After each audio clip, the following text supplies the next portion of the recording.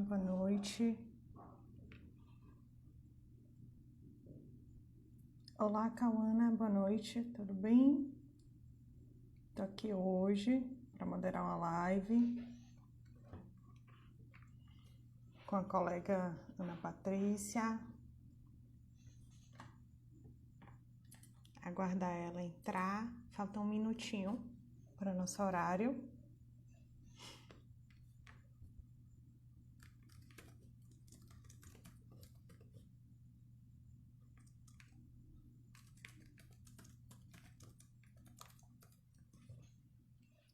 Estou aqui, sou Maria Fernanda, farmacêutica, no Conselho Regional de Farmácia, trabalho no Centro de Informação sobre Medicamento, um setor dentro do nosso conselho, e o conselho tem organizado uma série de lives denominadas CRF Convida, né? A gente iniciou esse projeto depois do início da pandemia e a gente mantém temas não só relacionados, né, à pandemia, mas também temas diversos, né, inclusive hoje sobre, né, enxaqueca, cuidado farmacêutico a portadores de enxaqueca. E agora nossa convidada vai entrar.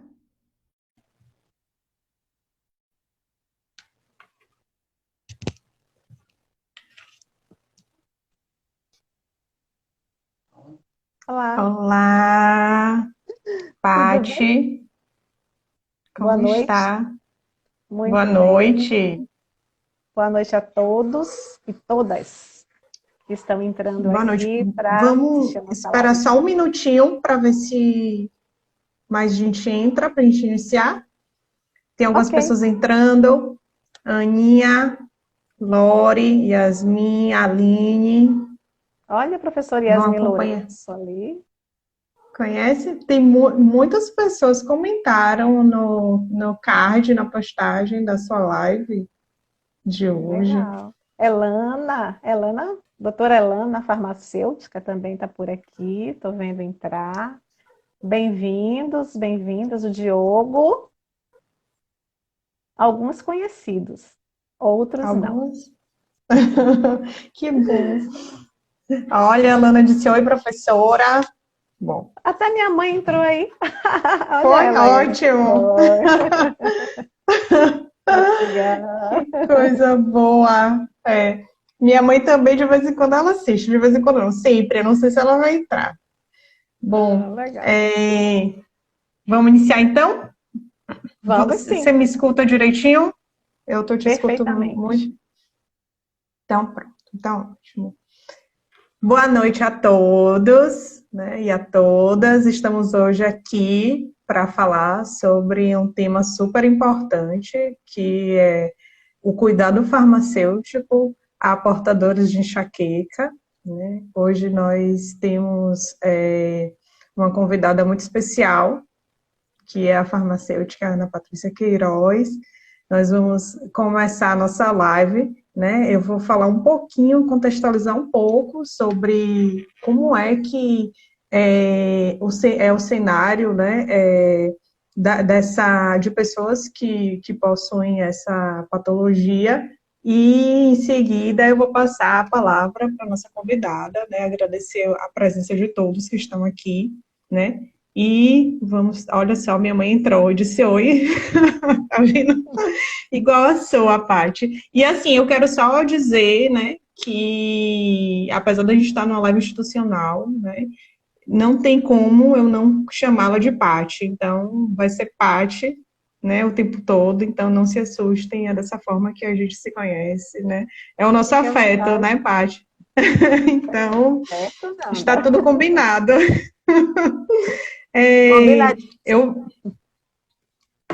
Pois então, né? Enxaqueca não é apenas uma mera dor de cabeça, né? Normalmente tendemos a banalizar quem sente ou quem convive, né, com essa dor, com essa situação. Já parou para pensar como é comum nos depararmos ou convivemos com pessoas que possuem enxaqueca e acabam faltando trabalho ou deixando de fazer alguma atividade importante para a vida social daquela pessoa.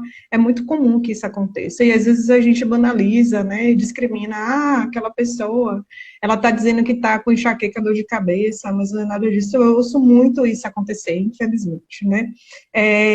Pois é, a enxaqueca é um problema de saúde muito sério mesmo, né? Atualmente, né, ela acomete cerca de 15% da população brasileira. São aproximadamente 30 milhões de pessoas com essa patologia, né, com esse diagnóstico. É mais frequente entre as mulheres e essa doença é uma das principais causas de falta ao trabalho. Inclusive, a Organização Mundial da Saúde, ela incluiu ela no rol das doenças mais incapacitantes. Se eu não me engano, ela está na sexta posição. Já teve uma atualização aí, eu vou falar. Teve? Pois então, depois você fala. A média, né, de tempo que as pessoas perdem, né, é de 4 dias por ano no trabalho, né? Nos Estados Unidos, o custo estimado indireto por ano, né, que essa incapacidade ela produz, é de 13 bilhões por dólares, né? Nos Estados Unidos eles conseguem quantificar. Por ser incapacitante, algumas pessoas não conseguem ficar em locais com luz, com barulho. Ela influencia também as atividades familiares, sociais e escolares, né? E hoje nós vamos falar, né, sobre como o cuidado farmacêutico pode apoiar os portadores, né, de enxaqueca, né? Então, nossa convidada, ela falará um pouco mais sobre o tema é a Ana Patrícia Queiroz, né, a conhecida Paty, farmacêutica docente, com atuação em cuidado farmacêutico, possui experiência no ensino ao nível de graduação e pós-graduação sobre raciocínio clínico em torno de problemas farmacoterapêuticos, possui 15 anos de experiência clínica em serviços de gerenciamento de terapia medicamentosa, beneficiou centenas de pacientes no que se refere ao uso racional de medicamentos e conquista de objetivos de tratamento. Atualmente é professora do curso de farmácia da UNEB, da Unime, e coordenadora do curso de farmácia, coordenadora do curso de farmácia da Unime, além de coordenar o projeto interdisciplinar e extensionista Atenção à Saúde ao Portador de Migrânia, conhecido como Livre da Enxaqueca, na UNEB, em parceria com a Unime Paralela, ambas as instituições a qual ela está vinculada, e agora eu passo a palavra para ela, né, falar um pouquinho mais sobre ela, e então a gente efetivamente começar o nosso bate-papo. Seja bem-vinda, Paty. Muito obrigada por ter aceitado o convite. Eu que agradeço, para mim é uma honra estar aqui compartilhando um pouco da minha experiência com vocês, né? Falar de mim é meio complicado. Na verdade, eu não gosto muito de falar de mim. Eu prefiro que as pessoas falem a meu respeito. Mas como você falou, eu sou farmacêutica, né? Sou professora da UNEB e da Unime Salvador, não é? E atualmente coordeno o projeto Livre da Enxaqueca, que é um projeto de extensão que surgiu em setembro de 2011. Na verdade, ele iniciou como um projeto de iniciação científica, né? Mas depois ele acabou ganhando esse corpo extensionista, né? E hoje nós temos uma equipe, né, multiprofissional, interdisciplinar, que trabalha de maneira articulada e planejada para prover cuidados a pacientes portadores de enxaqueca, né? Então, quando a gente fala que esse projeto é um projeto interdisciplinar, é porque, na verdade, existe uma interdependência entre as práticas, né? A gente está sempre buscando diálogo, o conhecimento, de forma que, muitas vezes, uma prática ela é modificada e passa a depender claramente uma da outra. Então, isso faz com que a gente trabalhe em prol de um objetivo comum, que é, de fato, beneficiar esses pacientes. E, além disso, né, a gente consegue alcançar resultados bastante consistentes e duradouros, porque a gente trabalha em conjunto, né? Então, o paciente que é acolhido por esse projeto, ele não é beneficiado por uma prática só, pela prática farmacêutica, embora a ideia do projeto tenha surgido no âmbito farmacêutico, mas sim pelo elenco dessas práticas que, somadas e agindo conjuntamente, articuladamente, consegue beneficiar esses pacientes. Atualmente, a gente conta com um médico neurologista, com fisioterapeutas, farmacêuticos, fonoaudióloga, só temos uma, por isso que eu coloquei fonoaudióloga, nutricionistas e psicólogos. Como eu disse, todos trabalhando de forma planejada e articulada em prol do nosso objetivo principal, que é promover o bem-estar físico, social e emocional dos pacientes portadores de enxaqueca, tá? O projeto, ele acontece principalmente, a maioria dos serviços, na farmácia universitária da UNEB, embora alguns serviços aconteçam na clínica de fisioterapia da UNEB, na clínica de fonoaudiologia da UNEB e também na farmácia universitária da Unime Salvador. E vale também ressaltar que todos os atendimentos são gratuitos, gente. A gente não tem nem taxa social, a gente não cobra taxa social. E o projeto ele é estendido tanto para a comunidade interna da UNEB, quanto para a comunidade externa, né? Todos que realmente precisam, né, e desejem participar são candidatos potenciais a serem acolhidos. Esse projeto é super importante, inclusive inovador, né? Pelo Você que a gente trabalhou conhece, com a gente. pelo que Atendeu a também. gente atendi como voluntária, foi excepcional, foi uma experiência incrível. E esse, como eu estava falando, esse projeto, ele é inovador. Normalmente, nós costumamos ouvir, né, saber de práticas, de experiências do cuidado farmacêutico em pessoas que sejam portadoras de hipertensão, diabetes, né, essas patologias que elas são mais comuns. Apesar da enxaqueca ela ser comum, né, ser comum que eu digo de muitas pessoas elas terem, né, ter o diagnóstico de enxaqueca, mas a gente não vê um cuidado farmacêutico, não vê serviços, né, específicos para essa questão. Enquanto aqui na Bahia, né, na UNEB e na Unime, através, né, de você, nós temos essa possibilidade de ter esse cuidado, esse serviço disponibilizado para essas pessoas. Né? Dito isso, né, dessa questão da importância, inclusive recebeu uma menção honrosa dentro de um congresso de ciências farmacêuticas, né, em 2018, né, existem vários artigos publicados, cuidam, né, atendem diversas pessoas continuam sendo atendidas, né, não é algo que é pontual, é algo que se mantém, a pessoa ela pode ser atendida, afinal a enxaqueca ela não tem cura, então essa pessoa ela tem um cuidado não só do farmacêutico, assim como de outros profissionais, né, da área da saúde, e não só da área da saúde, né, é importante frisar. E então, eu acho que seria interessante, Paty, você dizer como foi que surgiu essa ideia, porque assim, é um projeto inovador, né? Apesar dela ser muito comum, é super inovador. Como foi que surgiu? Essa ideia é sua? O que foi que aconteceu, né? Nos conte um pouquinho para matar essa curiosidade. Falo sim. Bom, quando a gente pensou em um projeto, a gente pensou em um projeto de iniciação científica para avaliar os resultados da nossa prática, da prática da atenção farmacêutica em pacientes portadores de migrânia, né? Só que à medida que a gente começou a receber os pacientes, a gente ficou um pouco assustada. Por quê? Porque quem é que ia procurar atendimento? Eram de fato pacientes que apresentavam crises extremamente severas, pacientes com a sua condição já cronificada, em uso excessivo de medicamentos, como a gente fala, né? Pacientes que estavam no fundo do poço, que já vinham sofrendo há anos. Então não tinha como a gente iniciar um projeto, beneficiar, encerrar esse projeto e não dar continuidade nem ofertar serviços que esses pacientes necessitassem. Então, era muito mais do que um dever científico, mas um dever moral da gente oferecer o melhor para essas pessoas. Então, depois que passou esse período do projeto de iniciação científica, a gente criou o projeto Livre da Enxaqueca, fomos convidando outros profissionais e eles foram se agregando e cada um contribuindo com a sua prática, se somou a esse projeto hoje que está consolidado, que já beneficiou centenas de pessoas e que continua ajudando muita gente.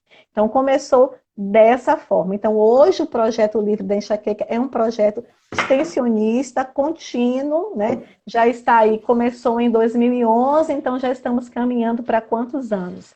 9 anos, quase 10 anos, e estamos nessa estrada muito felizes, porque estamos conseguindo resultados muito satisfatórios, né? E o mais interessante de tudo isso, Nanda, é que muitos pacientes que foram atendidos e que foram beneficiados, eles acabam retornando ao projeto para também dar a sua contribuição. Então, a gente tem teve uma assistente social que ela foi beneficiada, ela voltou e fez um trabalho fantástico. A gente recebe constantemente ligação de pacientes, olha, eu queria contribuir de alguma forma, eu trabalho com arte gráfica, de repente eu posso trabalhar com os cards para divulgar o projeto de vocês. Ah, eu sou psicóloga, eu também quero estar participando, eu quero estar contribuindo. Então, isso é extremamente gratificante, é fantástico. E nos mostra que a gente está no caminho certo. Então, assim, primeiramente foi o impacto que a gente recebeu, né, pelo perfil de pacientes que chegavam até nós, porque, de fato, quem vai procurar um projeto como esse não é quem tem crises leves, é quem, de fato, está tendo crises severas, incapacitantes, já tem comprometimento de sua vida social, profissional, familiar. Essas pessoas foram as que foram chegando. E numa busca mais profunda, a gente não pode esquecer que a enxaqueca, ela também é importante por dois aspectos. O primeiro você já falou, que é a prevalência, tá? É uma doença extremamente prevalente. A gente tem cerca de 1 bilhão de pessoas em todo o mundo que sofrem de enxaqueca.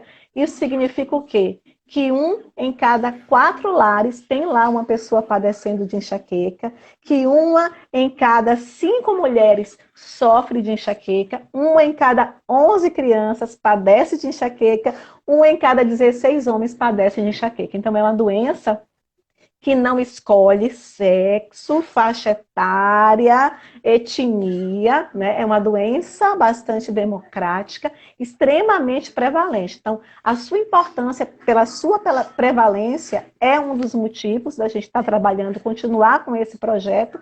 E a segunda razão se refere à incapacitação. Eu costumo dizer que quando eu falo enxaqueca, a primeira palavra que me vem à mente como sinônimo é incapacidade. Né? Porque a enxaqueca é uma doença extremamente incapacitante. Para você ter ideia, das 328 doenças e injúrias categorizadas pela Organização Mundial da Saúde, a enxaqueca já é a segunda maior causa de incapacidade. Olha, já passou para segundo lugar. Pois é. Inclusive, o impacto negativo da enxaqueca chega a ser maior do que o do diabetes, o mal de Alzheimer, da ansiedade, né? Além disso, assuste-se, a enxaqueca já é a primeira causa de anos vividos com incapacidade em indivíduos abaixo de 50 anos. E é a sexta maior causa de anos perdidos por incapacidade. Então, pensa nisso, não é? Primeira causa de anos vividos com incapacidade abaixo de 50 anos, sexta maior causa de anos perdidos por incapacidade, e a segunda doença lá no ranking das doenças mais incapacitantes da Organização Mundial de Saúde, né?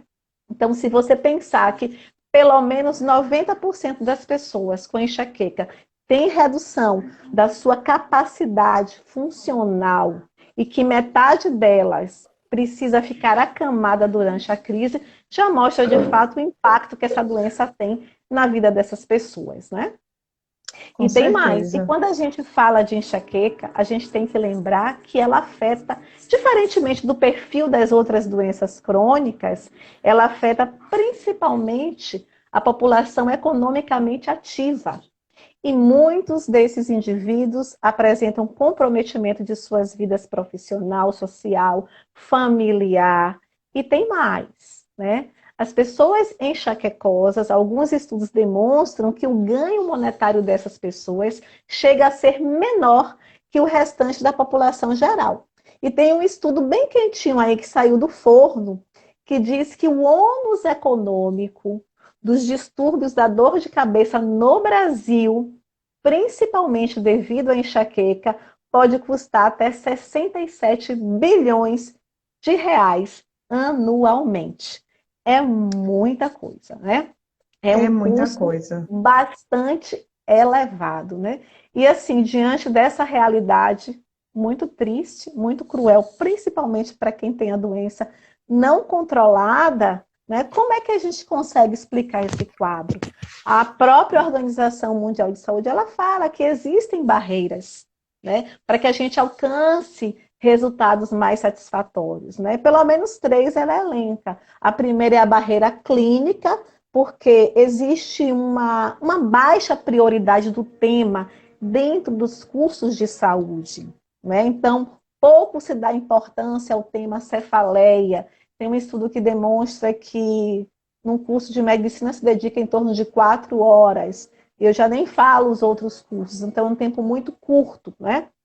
A gente Com tem também a certeza. barreira social. E essa barreira social é uma das mais importantes porque ela está relacionada à falta de sensibilização para o problema. Então, muitas pessoas que não são portadoras de enxaqueca, elas acabam enxergando a doença como algo normal, corriqueiro, e acham que a pessoa que Sim, tem enxaqueca, ela está simplesmente fazendo corpo mole, não é? Está dando uma desculpa para não trabalhar. E muitas vezes o paciente portador de enxaqueca, ele vai se arrastando para o trabalho, porque para ele é muito complicado dizer para o seu chefe, olha, eu não vim trabalhar porque eu estava com enxaqueca. Aí ele diz assim, você não veio trabalhar porque estava com enxaqueca, eu estou aqui com dor de cabeça e estou trabalhando. Né? Não sabendo que existe uma diferença aí muito importante. Então, isso impõe um sofrimento maior às pessoas. E a última sim. barreira é a socioeconômica. Na verdade, infelizmente, os governos ignoram, essa é a realidade, a carga substancial da dor de cabeça para a sociedade, tanto sendo que os custos com um tratamento adequado certamente seriam muito menores do que os custos indiretos gerados pelo subtratamento. Né? Então, a gente tem um desafio aí pela frente muito grande para reverter essa situação. Completamente, né? São diversos cenários, né, que você trouxe, né? Primeiro, né, retornando à questão do atendimento, né, no projeto, né, as pessoas retornam porque existe uma energia positiva, é um círculo de afeto, né?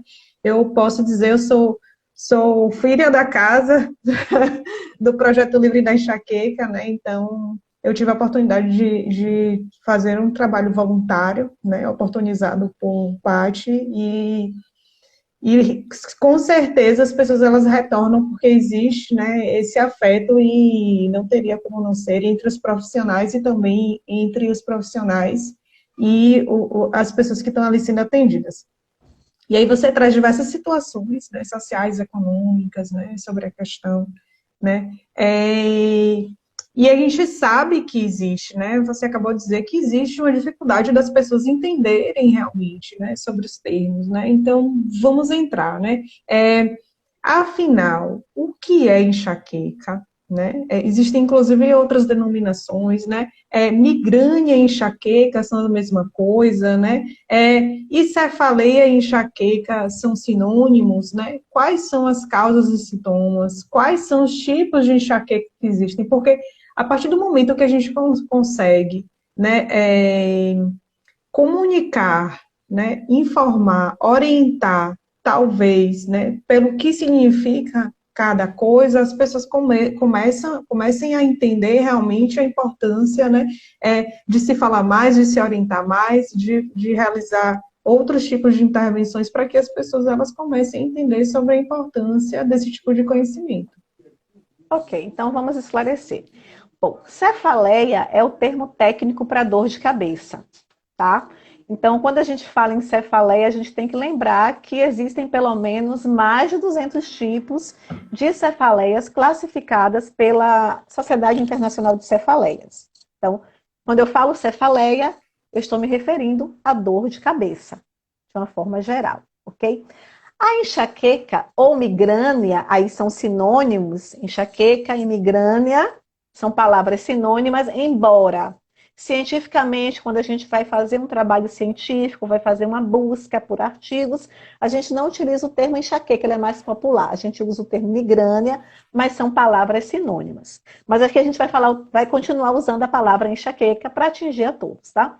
Então, a enxaqueca é um tipo de dor de cabeça, né? Dentre os mais de 200 tipos que existem, ela é apenas um tipo de dor de cabeça, sendo que é uma das mais prevalentes, não é a mais prevalente, mas é uma das mais prevalentes e uma das mais incapacitantes. Então, primeira coisa que a população precisa saber é que a enxaqueca não é uma simples dor de cabeça, não é um sintoma, ela é uma doença. Ela é uma doença neurológica, ela é uma doença crônica, ela é uma doença hereditária, tá?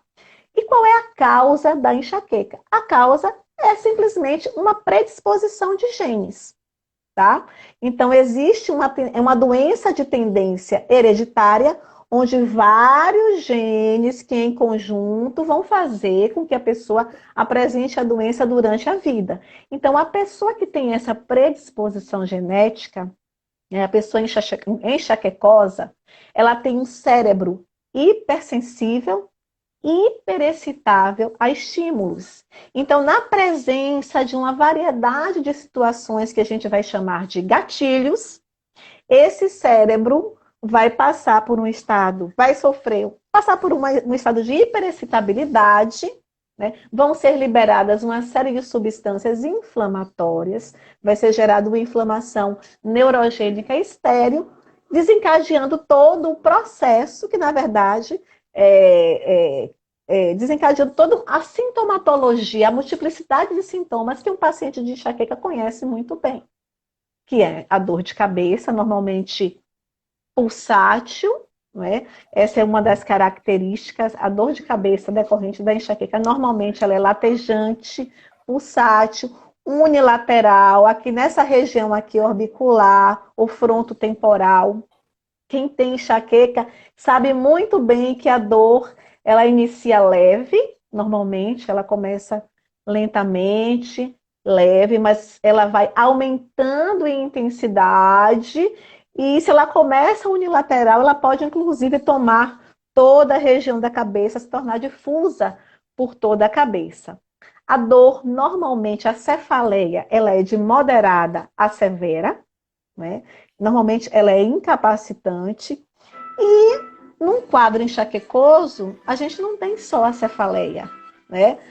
Intensa, moderada a severa. A gente tem outros sintomas associados que, somados a essa cefaleia, contribuem para o quadro de incapacitação. Então, por exemplo, quem tem enxaqueca normalmente apresenta aversão à luz, que é o que a gente chama de fotofobia, aversão ao cheiro, que é a osmofobia, né? Aversão ao barulho, a fonofobia, náuseas, algumas vezes êmese, o vômito, a pessoa chega a vomitar, né? As pessoas passam a apresentar uma hiperosmia, que é isso, um olfato apurado, ela passa a perceber cheiros no ambiente que se tornam extremamente desagradáveis, que ela não perceberia se não tivesse em crises. Além disso, alguns podem apresentar dor abdominal, diarreia, e uma parte desses pacientes portadores de enxaqueca podem apresentar um sintoma neurológico conhecido como aura,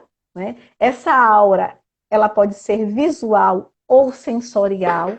Normalmente, a aura, como um fenômeno visual, ela precede a dor de cabeça, embora, né, algumas vezes ela acompanhe, mas normalmente não dura mais de 1 hora. Então, os pacientes relatam que apresentam ponto cego na visão, né, que vem pontinhos brilhando, luzes piscando, né, arco-íris se mexendo. Então, assim, são várias manifestações visão visuais. turva Visão turva. a luz, ela fica também difusa. Isso, perda, inclusive, perda lateral da visão. Tem gente que perde a visão lateral. Tem pessoas que passam a ter a visão em túnel, deixam de enxergar o que está nas laterais e tem apenas a visão que está aqui à sua frente. Agora, são sintomas reversíveis que normalmente duram de 5 a 1 hora, no máximo. A 1 hora no máximo. E normalmente elas tendem a preceder a dor de enxaqueca, né? A cefaleia decorrente da enxaqueca. Então, quem tem a doença e que tem as crises com aura, conhece muito bem, porque o padrão ele tende a se repetir. Em algumas situações, você pode também ter a aura sensorial. Então, os pacientes se queixam de formigamento, né? Aquela sensação de parestesia na face, diminuição da sensibilidade da pele. Tudo isso faz parte do quadro enxaquecoso, né? Então, na verdade, a enxaqueca é uma síndrome, né? Onde a cefaleia é o principal sintoma, mas existem uma série de sintomas associados que acabam contribuindo para a incapacitação dessas pessoas. E é muito Paty, importante... Sim, perdão. Acho que eu estou Não, falando pode demais. falar. Não, pode falar.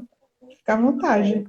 E é muito importante que essas pessoas que possuem, né, crises de enxaqueca, ou que possuem qualquer tipo de cefaleia com uma frequência já elevada, se ela já está começando a tomar toda semana analgésico para algum tipo de dor de cabeça, seja qual for, ela já precisa buscar ajuda médica. É importante se ter o diagnóstico para se fazer o tratamento adequado, né? Então, se não existe um diagnóstico, o paciente pode estar fazendo um tratamento com medicamentos que não são efetivos, e isso pode acabar complicando, agravando o seu quadro, transformando o seu quadro episódico em um quadro crônico. Vale salientar, como eu falei aqui no começo, que a enxaqueca ela é uma doença crônica. Quando eu falo que ela é uma doença crônica, é porque assim não tem cura. Não existe um tratamento que a gente passe para essa pessoa e que ela nunca mais venha apresentar crises. Não existe, tá? Por isso que a gente fala, é uma doença crônica. Mas a manifestação da enxaqueca, ela deve ser episódica. Então, assim, não é porque eu tenho enxaqueca, é porque eu tenho que estar tendo crise todo mês, toda semana, não. Eu É posso possível controlar. controlar a minha condição e ter crises bastante episódicas, né, esporádicas, e que quando elas venham, elas sejam muito bem manejadas e sejam eliminadas rapidamente, sem a necessidade de se tomar uma segunda dose de um medicamento sintomático. Né? É esse um dos objetivos, inclusive. Né? Porque quando a gente trabalha com paciente com enxaqueca, a gente tem que ter o foco nos objetivos terapêuticos que a gente quer alcançar para aquele paciente. Vocês estão vendo, Ana Patrícia, ela é conhecedora, ela é especialista realmente no tema. São muitos anos trabalhando muitos anos de trabalho, muitos estudos, né, sobre o tema. E aí, Paty, você falando, né, sobre os sintomas, e eu me recordo, né, muitas vezes durante o atendimento, quando eu estava, né, você sempre, uma das recomendações, inclusive, era, né, venha, mas não coloque perfume, né, e aí sobre essa questão do paciente, do portador, ele se incomodar demais com creme hidratante. Então as pessoas que estão, né, que querem realmente atender pessoas portadoras com enxaqueca têm que se preocupar com isso, né, eu já cheguei inclusive a atender com a luz desligada, porque realmente incomodava essas pessoas. Então imaginem, né, que uma luz ligada incomoda, que um cheiro, inclusive de uma outra pessoa, pode incomodar, né? Então, é muito importante. E aí, você começa a falar sobre a questão do diagnóstico, do cuidado, né? E como é que o cuidado farmacêutico com esse tipo de paciente acontece no projeto, né? Como é que é o serviço disponibilizado? Fala um pouquinho para a gente sobre isso. Vou falar assim. Olha só, inicialmente, vou responder já já a sua pergunta, Isabelle Nascimento. Inicialmente, quando a gente começou, que a gente não tinha um neurologista na casa, um dos critérios era que o paciente tivesse um diagnóstico, que ele já chegasse com o diagnóstico da condição, né? Isso era um fator limitante muitas vezes, porque nem todo mundo tem acesso a médico. Hoje, com a presença do neuro, ficou muito mais fácil. Então, a gente recebe qualquer paciente que tenha queixa de cefaleia, né? Independente de ser enxaqueca ou não, tá? Ele chega ao nosso projeto e ele é encaminhado a depender das necessidades que são identificadas. Então, assim, qualquer profissional hoje atende na linha de frente, de acolhimento. Então, o paciente que chega, ele pode ser atendido por mim, que sou farmacêutica, pelo neurologista, pelo nutricionista ou pela fisioterapeuta, todos sabem o que deve fazer e quais os encaminhamentos vão ser necessários. Então, assim, se eu recebo um paciente que não tem diagnóstico, o primeiro encaminhamento que eu vou fazer é para o neuro. A gente precisa saber se aquele paciente, de fato, tem enxaqueca, se ele tem, inclusive, enxaqueca e outras cefaleias associadas, porque o tratamento aí vai ser um pouquinho diferente, tá? Então, assim, temos neurologista, não tem diagnóstico, encaminha para diagnóstico. E a Isabelle fez uma pergunta em relação assim, como fazer o diagnóstico, já que são tantos sintomas. Isabelle, o diagnóstico é muito simples, tá? Qualquer médico, um médico clínico, um neurologista, não precisa ser neurologista, o ideal é que quem tem enxaqueca seja acompanhado pelo neurologista, mas qualquer médico é capaz de fazer o diagnóstico. O diagnóstico ele é meramente clínico. Por quê? Porque o quadro ele é muito característico, né? E ele tende a se repetir. Normalmente, quem tem enxaqueca começou a apresentar as crises lá na adolescência, e essas crises vêm se repetindo e tem um padrão específico. Normalmente, o médico ele só passa um exame de imagem quando ele quer descartar uma outra condição, tá? Mas o diagnóstico é feito com base na anamnese, no exame físico, e ali é estabelecido o diagnóstico do paciente. Então, não é complicado, tá? Você pode ir, se você não tem acesso a um neurologista, um médico clínico consegue sim fazer o diagnóstico corretamente da sua condição, tá? Então, ele chegando ao projeto, né, uma vez que ele tem um diagnóstico, ele vai ter que passar pelo nosso serviço, que é o Serviço de Gerenciamento da Terapia Medicamentosa. Hoje a gente tem 2 farmacêuticas que atendem comigo, que nos ajudam, que é a doutora Aline, do CRF, e a doutora Maria Isabel, que está com a gente lá nos atendimentos. Por que é importante que todo paciente que chegue ao projeto, nem todos os pacientes vão necessitar de todos os serviços, mas por que é importante que todos eles passem pelo GTM, que a gente chama de Gerenciamento da Terapia Medicamentosa? Porque a gente vai avaliar esse paciente para identificar se existe algum problema farmacoterapêutico que esteja impedindo que esse paciente alcance o resultado. E normalmente, eu digo para você, 99% dos pacientes que a gente atende no projeto tem problema farmacoterapêutico, né? Que vocês chamam também de PRM, né? Problema relacionado ao uso de medicamento. Então, um projeto multiprofissional e interdisciplinar, ele é importante e ele assegura resultado. Por quê? Porque todas as necessidades de saúde daquele paciente são contempladas, né? São identificadas e são resolvidas. Então, não adianta o paciente ter acesso a um serviço médico, a um serviço nutricional, a um serviço fisioterapêutico, se existe um problema farmacoterapêutico ali inserido que não foi identificado por um profissional farmacêutico que tem um raciocínio clínico específico para isso e que resolva através de um plano acordado com esse paciente. Então, eu acho que essa é a grande diferença do nosso projeto em relação a outro. Existem várias clínicas que tratam paciente com dor crônica, existem outros projetos para trabalhar com pacientes que têm enxaqueca, mas a gente tem, eu digo, 2 práticas inovadoras dentro do projeto, que é a prática farmacêutica, através desse serviço de GTM, Gerenciamento da Terapia Medicamentosa, e a gente trouxe também para a gente uma novidade, que foi a fonoaudiologia, né? Pelo menos eu desconheço qualquer projeto que trabalhe com paciente com enxaqueca que tenha um fonoaudiólogo para tratar a tontura, trabalhar essa questão da tontura, reverter a tontura em pacientes que apresentam enxaqueca vestibular, né? Então, é esse conjunto de ação, né? São essas práticas, esse pensamento no sentido de atender integralmente o paciente, em satisfazer todas as suas necessidades em saúde, que traz, de fato, o resultado que a gente espera. Eu gosto muito quando o doutor Eduardo fala, ele já falou isso várias vezes, ele diz assim, olha, os resultados que eu tenho aqui no projeto, não são os mesmos resultados que eu tenho lá na minha clínica. Lá também eu tenho bons resultados, mas aqui eu observo que os pacientes melhoram muito rapidamente, que aqui os resultados são mais duradouros. Por quê? Porque todas as necessidades em saúde daquele paciente estão sendo contempladas. Então, assim, não adianta. Você vai ao nutricionista, começa a fazer uma dieta, lá faz um programa alimentar, remove os gatilhos alimentares, está lá com um medicamento preventivo prescrito pelo médico, um medicamento indicado para tratar aquela condição, efetivo, tratou sua DTM, mas se existe um problema farmacoterapêutico ali inserido que não foi identificado, ele não vai alcançar o resultado. Não alcança.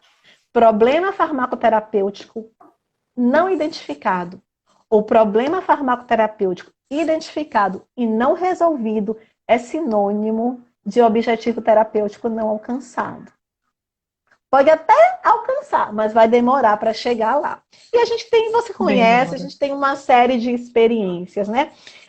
Eu gosto muito de trazer um caso interessante, que eu sempre gosto de colocar, até porque a pessoa me autoriza a falar, né? De uma colega que eu atendi lá na nossa instituição, uma professora da área de saúde, ela tinha enxaqueca há muitos anos, né? Já sofria com essa condição há muito tempo, já tinha feito vários tratamentos, como ela tinha acesso a vários serviços de saúde, ela já tinha experimentado várias práticas, né, tradicionais e não, já tinha experimentado vários tratamentos preventivos medicamentosos, já tinha até aplicado a toxina botulínica. Né? E ela não tinha resultado. E aí eu lembro que eu encontrei-me com ela, as pessoas falavam para ela assim, olha, tem um projeto novo aqui na faculdade, por que você não vai lá? Mas ela já tinha tido tantas experiências negativas que ela nem acreditava. E uma vez ela encontrou comigo, eu falei, olha, eu soube que você tem problemas, né, com enxaqueca, que você tem dores de ar, quase que diário. Pois aí eu vou aparecer. E levou meses para ela aparecer no projeto, né? E quando ela foi, a gente identificou o problema farmacoterapêutico, né? Era um problema relacionado à segurança, ela fazia uso excessivo de um medicamento que cronificou a enxaqueca dela e que impedia que ela alcançasse os resultados com tratamento preventivo medicamentoso. A gente trabalhou essa questão, identificou o problema, resolveu o problema e a gente conseguiu a reversão do quadro dela, né? Então, assim, o nosso papel como farmacêutico, ele é fundamental.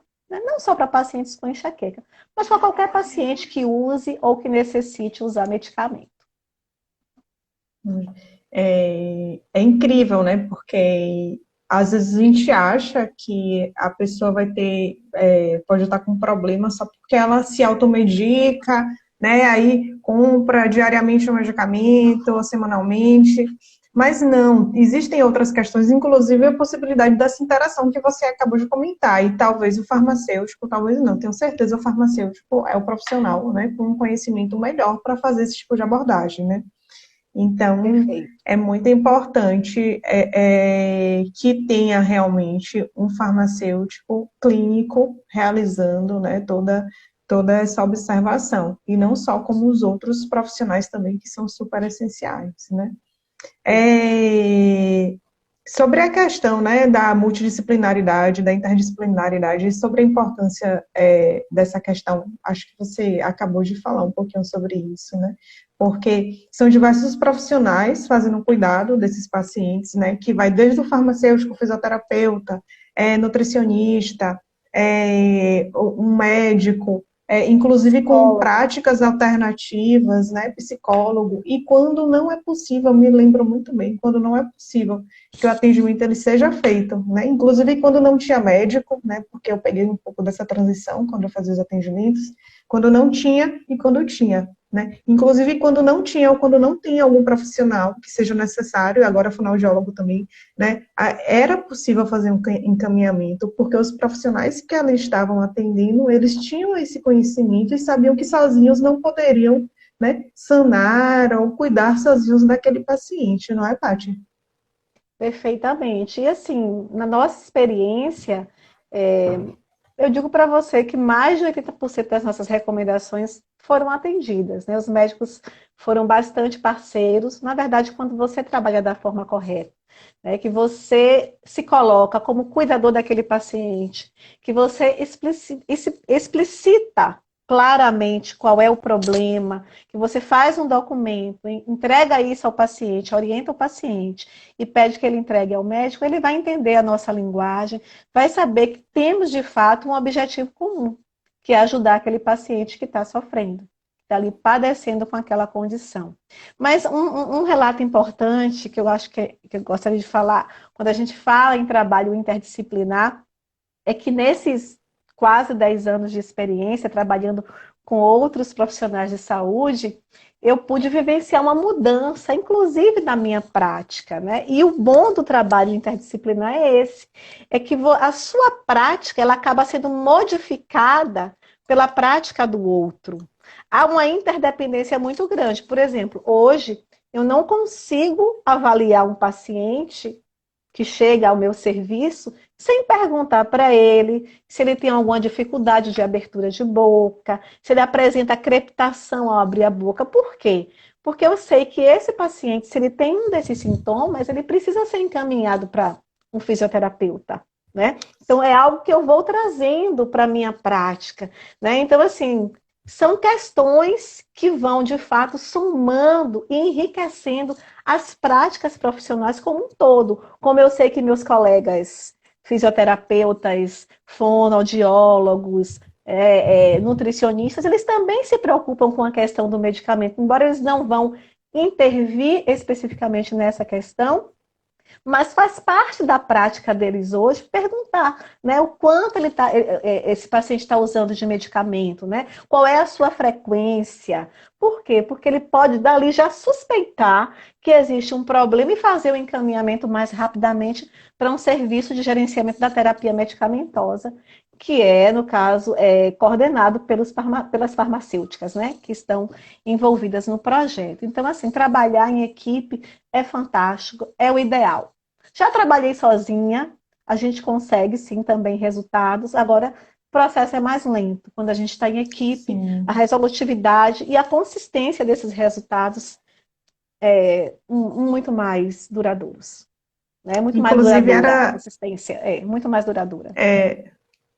Ó, primeiro, preciso dar a notícia que a gente só tem mais 15 minutos de live, Tá bom.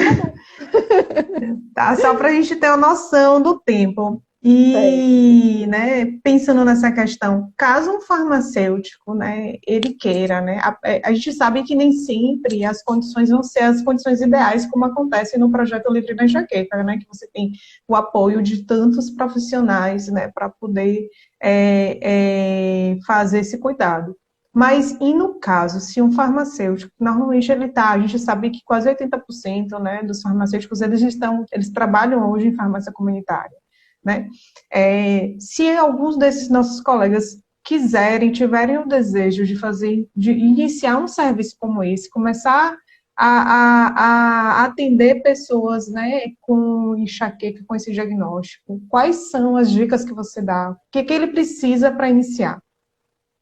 Bom, primeira coisa, o que é que ele precisa? Ter um espaço privativo para atender essas pessoas. Então, quem está numa farmácia comunitária tem que pensar em ter um lugar, um espaço específico, ter uma boa ficha de documentação para fazer todo o registro, um raciocínio clínico para identificar o problema farmacoterapêutico. Então, para isso, ele precisa lançar a mão de um método, tá? Um método clínico para desenvolver, identificar o problema, depois estruturar o plano de cuidado e acompanhar. Se algum profissional hoje tem esse interesse e quiser o nosso apoio, nós estamos aqui para apoiar, sim. Claro que agora a gente está em tempos de pandemia, mas o espaço ele está aberto para visitação. Alguns profissionais já passaram por lá, já atenderam pacientes sob nossa supervisão, né? E hoje saíram e estão atendendo pacientes em seus respectivos cenários. E uma coisa importante, Fernanda, a gente está trabalhando com paciente portador de enxaqueca, mas a gente tem que lembrar que quando esse paciente chega, muitas vezes ele não chega só com a sua enxaqueca. Ele pode ser um enxaquecoso, hipertenso, diabético, ele pode ter algum transtorno de ansiedade e toda, né? Esse paciente ele vai ser visto como um todo. Todas as necessidades elas vão ser contempladas. Então, a gente não segmenta esse paciente. Então, o projeto que a gente desenvolve para pacientes com enxaqueca, ele pode ser desenvolvido com qualquer perfil de paciente, seja diabético, seja hipertenso. Né? Por exemplo, quando eu comecei a prática em farmácia comunitária, a minha demanda era aberta. Eu não trabalhava com um público específico, embora a grande maioria que chegava era hipertensa.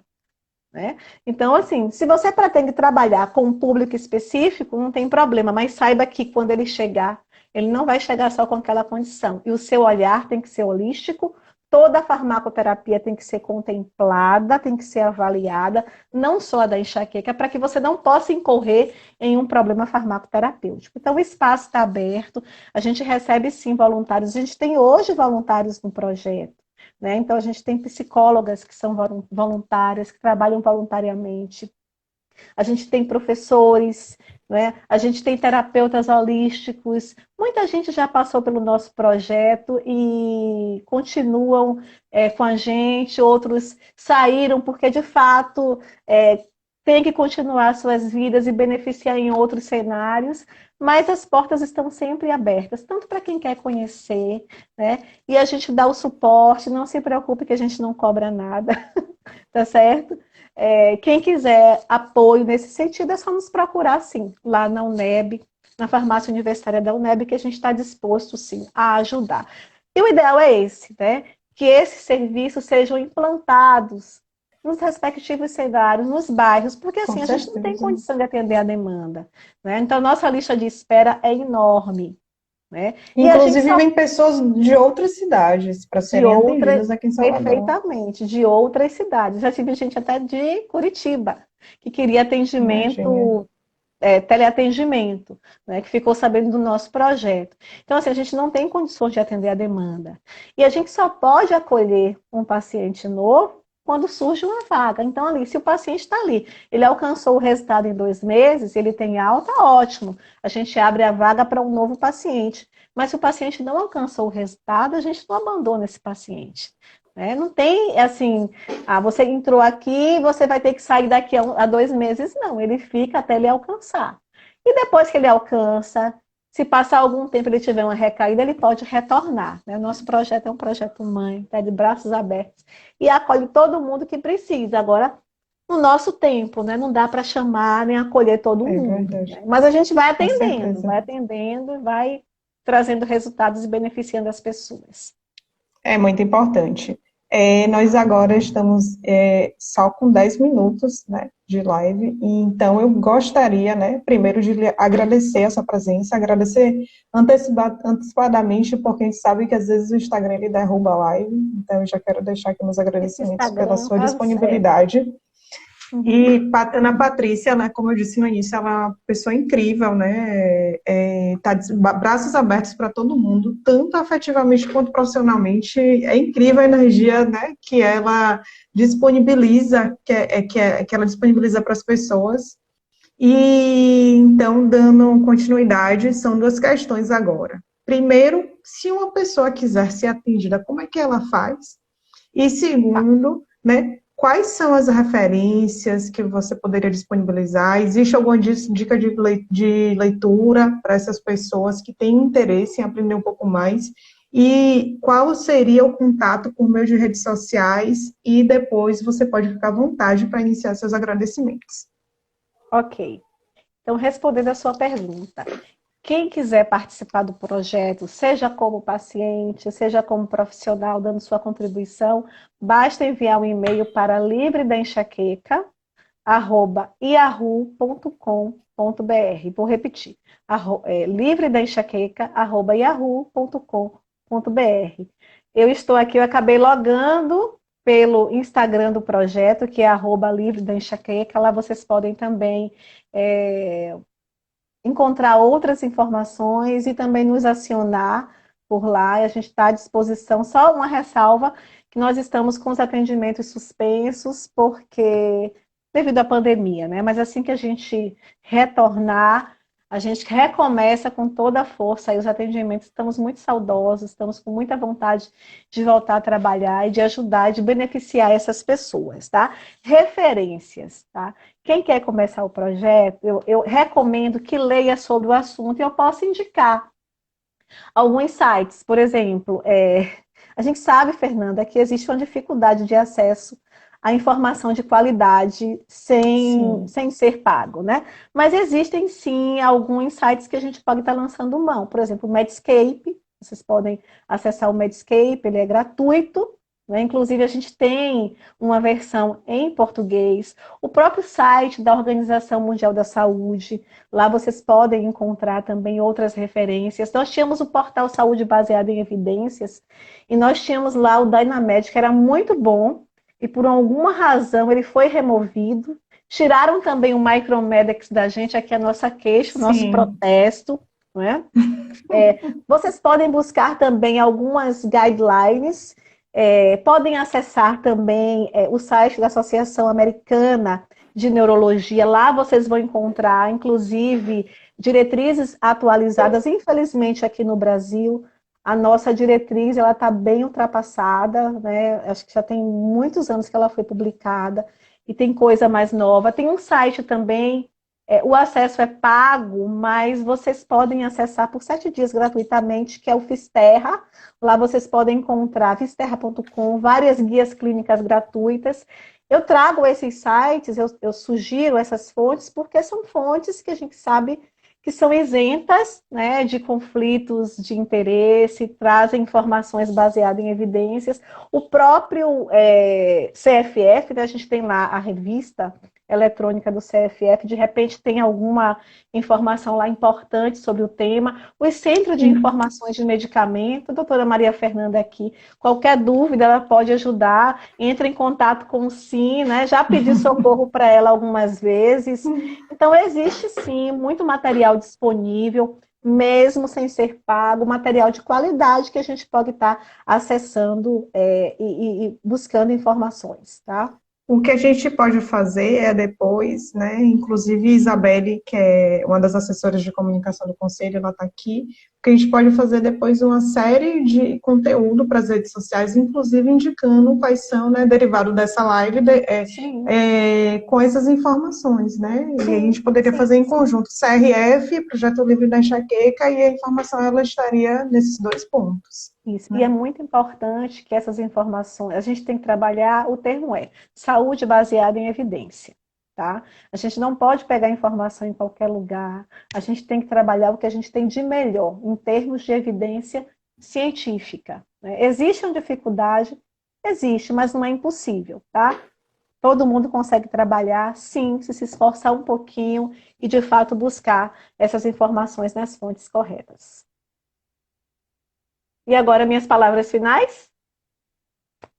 Ficou faltando responder alguma pergunta? Acho que não, né? Deixa eu ver. Não, muitas pessoas disseram que tinham, né? Uma pessoa perguntou sobre o diagnóstico, perguntaram onde é, na UNEB, né? Você chegou a falar. Muitos elogios sobre a professora Patrícia, sobre a experiência no projeto, que foi riquíssimo, né? Daniela falou, Ana Patrícia é uma das melhores professoras da Unime.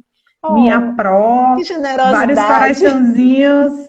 Aí algumas pessoas dizem que tem, né? Que tem há anos, né?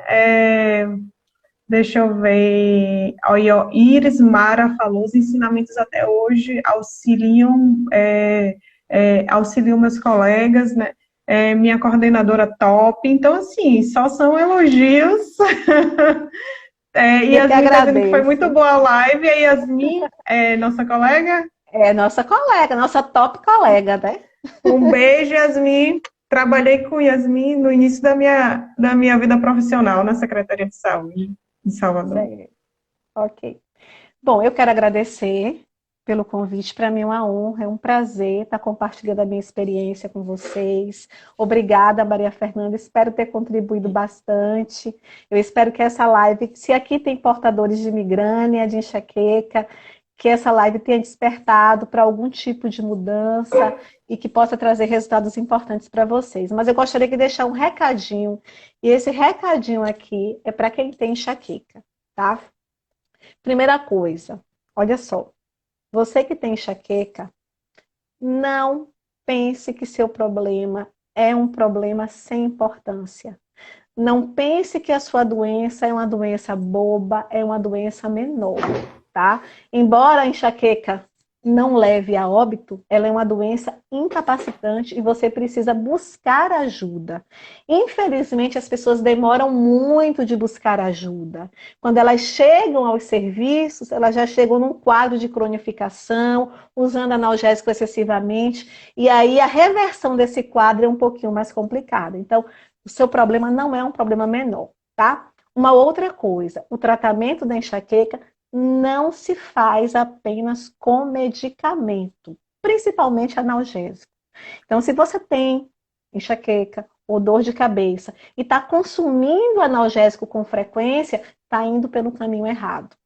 O seu caminho, sabe qual vai ser o final do seu caminho? Vai ser a cronificação. Porque o próprio analgésico que pode aliviar a sua dor temporariamente, ele pode gerar mais dor. É isso mesmo.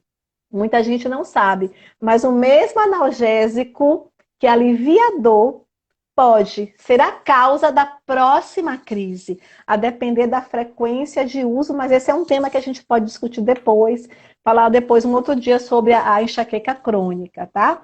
Existem tratamentos que são usados para a enxaqueca que não são analgésicos e que podem trazer excelentes resultados. Inclusive, a gente vem aí com uma live muito legal com o nosso neurologista, que é tratamento preventivo, evolução, a evolução dos tratamentos. Depois a gente vai estar Inclusive, ele está online, se não me engano. Ele está aqui? Online. Que ótimo que ele está aqui, porque ele está me ouvindo e já sabe que já tem esse compromisso agendado, tá? E terceiro, gente, não tenha vergonha de falar do seu problema e busque ajuda, tá? É muito importante. Sua enxaqueca não é uma simples dor de cabeça, não. Quem diz que é porque não tem, não sabe o que é. Vai lá e diz lá que é a segunda maior causa de incapacidade, que é a sexta maior causa de anos perdidos por incapacidade. Mas o bom é que tudo isso, gente, tem controle. Você pode ter uma vida normal, você pode ter crises episódicas muito bem manejadas. Basta que você busque tratamento. Para de ir lá para a farmácia e pegar lá o medicamento, se encher de analgésicos. Isso não vai resolver o seu problema, só vai piorar a sua condição. Tá bom? Muito obrigada, estamos aqui de portas abertas. Aqui agora não, mas quando a UNEB abrir, para receber vocês, tá bom? É um ambiente que eu digo que respira amor. Tá? Quando você chega lá, você já sente que é diferente. E para atender paciente com dor crônica, tem que ser um ambiente diferenciado, não pode ter barulho, tem que ter acolhimento, tem que ter abraço, a Nalvinha chega, acolhe, abraça, tem que ter sensibilidade de desligar a luz se o paciente está em crise, tem que falar baixinho, não pode usar perfume forte, né? Tudo isso para beneficiar essas pessoas. Então eu falo que esse projeto ele respira amor, né? Não só profissionalismo, mas amor. Por isso que a gente tem tantos resultados assim gratificantes. Muito obrigada. Com certeza. Paty, muito obrigada. Tenho certeza que toda a diretoria do Conselho também, né, não tiveram a oportunidade de estar aqui assistindo, mas agradecem, né? Depois, com certeza, eles devem falar com você pessoalmente. Então, muito obrigada. Foi excelente. As pessoas realmente precisam dessas orientações, são muito importantes. Então, meu beijo para você, em gratidão, e também as pessoas que estão nos assistindo, né? Então, obrigada. Muito obrigada. E a gente vai ter uma outra live, gente, depois, sobre cronificação pelo uso, né, inadequado de medicamentos como os analgésicos. Então, fica já esse convite, Paty, para a nossa próxima live. E muito obrigada de novo. Tchauzinho a todos e até a próxima.